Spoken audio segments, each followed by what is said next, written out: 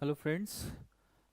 यहाँ पर एक आपको पीछे मेरे पीडीएफ दिख रही होगी जिसमें आपको लिखा है वैली। सो इसकी बुक अभी लॉन्च हुई है एथिक्स की। आप जानते भी हैं कि मैं एथिक्स पढ़ाता हूँ यहाँ पर। सो ये इतनी अच्छी बुक है, जब मैंने इसको पढ़ी इस बुक को और जब मैंने इसमें गो थ्रू हुआ तो मुझे ऐसा लगा कि यार इसमें जो एक पॉइंट्स हम बहुत सारी मिक्स बुक्स पढ़ते हैं, कभी किसी राइटर की कभी किसी राइटर की कहीं कहीं से निकालते हैं, लेकिन सारे पॉइंट्स उसके आते नहीं हैं, मिलते नहीं कि जो हमें एग्जाम्पल से है जो हमें चीज़ें एक एक्चुअल में जो हमें नीड है। जैसे कि आप अकाउंटेबिलिटी पे जाओ या चीज़ों को देखो, attitude and foundational value of civil services, तो उसके अगर देखी जाए तो वहाँ पर वो चीज़ें हमें एक एग्जाम्पल नहीं सही से मिल पाते हैं, या फिर उतनी जो क्वालिटी चाहिए जो एक ऑथर्स के या फिर हमें कोटेशंस चाहिए वो मिल नहीं पाते। एक्चुअल हम समझ भी नहीं पाते कि यहाँ पर कैसे हमें कोट करना चाहिए, कैसे हम इस चीज़ को समझ पाए, अंडरस्टैंडिंग कैसे आएगी एक एज अ ब्यूरोक्रेट।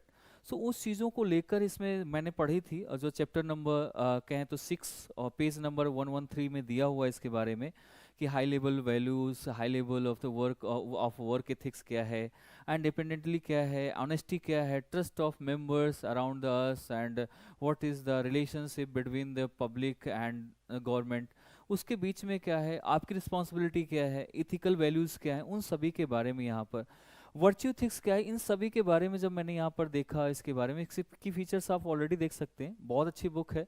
अगर मैं रिफ़र कर रहा हूँ तो ऐसे तो नहीं कर रहा होगा।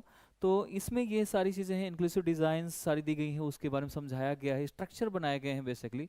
और इसे स्ट्रक्चर के साथ साथ आप इसमें ये बोल सकते हैं कि इसे एक फ्लो चार्ट के फॉर्म में समझाया जा रहा है, पिक्चर के साथ। और इन सभी चीज़ वर्च्यू एथिक्स में अगर जाते हैं तो कई बार ऐसा होता है कि वर्च्यू एथिक्स की थ्योरी नहीं समझ आती, प्लेटो ने क्या कहा है या अरिस्टोटल ने उसके बारे में क्या कहा है, ये क्या ऐसे किसी जो राइटर्स हैं या ऑथर्स हैं, उनके थिंकर्स जो हमारे फिलोसफर्स हैं वो क्या कहते हैं इसके बारे में।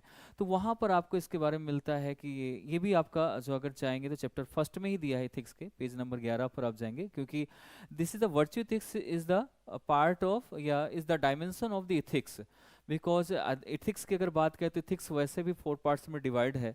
मेटा एथिक्स, आप नॉर्मेटिव एथिक्स, एंड आपका कोऑपरेटिव एथिक्स, एंड आपका अप्लाइड एथिक्स। एथिक्स डिवाइड है ना 4 पार्ट्स में। सो मेटा एथिक्स के बाद जब हम नॉर्मेटिव में आते हैं तो उसमें 3 पार्ट्स में है, वर्च्यू एथिक्स है, deontological ethics and teleological ethics. तो वर्च्यू एथिक्स जो है बहुत इंपॉर्टेंट है, किसी को हम ग्रीट करना या हमारे उस पर हम कैसे हैं, ये कैसे दिखती हैं, तो इसके बारे में अगर कुछ समझना है तो वो भी बहुत अच्छा है। इसके पेज नंबर 11 पे ह्यूमन इंटरफेस और एथिक्स के बारे में दिया हुआ है, तो इसको समझ सकते हैं। नेक्स्ट बिजनेस एथिक्स, जब आप आजकल देख लो कि अब ये ब्यूरोक्रेट को बहुत सारी ऐसी चीज़ें करनी पड़ती हैं, बहुत सारी ऐसी चीज़ें समझनी पड़ती हैं।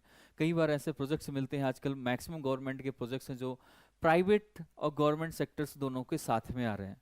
तो you know very well about the business ethics. तो बिजनेस एथिक्स में क्या क्या अनरिटन प्रिंसिपल्स क्या होते हैं, रिटन प्रिंसिपल्स क्या होते हैं, एंड क्या क्या कंपनीज के एक्शन होने चाहिए, क्या कंपनीज रूल्स हैं, क्या आप फॉलो कर सकते हैं, इसके बारे में अगर समझना है तो ये आपका चैप्टर 12 में है, पेज नंबर 225 में दिया हुआ है। गवर्नेंस ऑफ कॉपरेशन कैसे है, या कॉपरेटिव एथिक्स में कैसा यूज़ होता है, उन चीज़ों को हम यहाँ से देख सकते हैं। बाकी चीज़ें ये है कि आप इसको पढ़िएगा, और मैं आपको बता दूं कि इसमें जब आप पढ़ते हैं तो ये वैसे कोई भी बुक पढ़ते हैं तो इसमें महाभारत के बहुत सारे ऐसे, गीता के बहुत सारे कोटेशंस दिए गए हैं, रियल लाइफ एग्जाम्पल से बहुत सारे कोटेशन दिए गए हैं। और इसके साथ साथ केवल इतना ही नहीं, आप जानते होंगे सृष्टि देशमुख और उसके हस्बैंड को भी 2019 बैच के हैं, और मेरे जूनियर रहे ये दोनों, और ये दोनों के दोनों इससे काफ़ी वो रहे ऑथर्ड बाय, देख सकते हैं इनके बारे में। इन्होंने इस चीज़ को बहुत प्रमोट भी कर रहे हैं और इन्हें बहुत अच्छी बुक लगी भी है,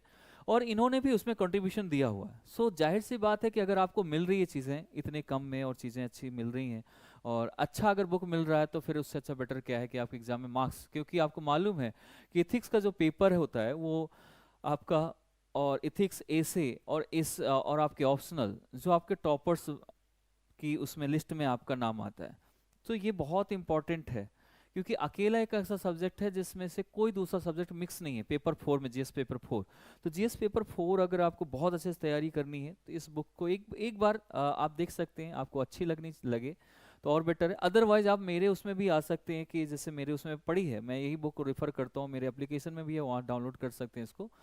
तो वहाँ से भी आप एक बार देख सकते हैं, लेकिन वहाँ पर पूरी बुक डाउनलोड नहीं होगी, कुछ चीज़ें आपको रेफरेंसेस मिलेंगे, तो ये चीज़ों को देखेंगे आप। ओके गाइस, थैंक यू, मिलते हैं आपसे नेक्स्ट क्लास में भी। हमारी कल क्लास होगी और इसके बाद फिर हम इथिक्स क्लासेस में आप देखेंगे भी, इससे मैं काफ़ी चीज़ें आपको दिखाऊंगा, यहाँ से नोट्स इसके बारे में बताऊंगा। Okay, thank you, bye bye, take care.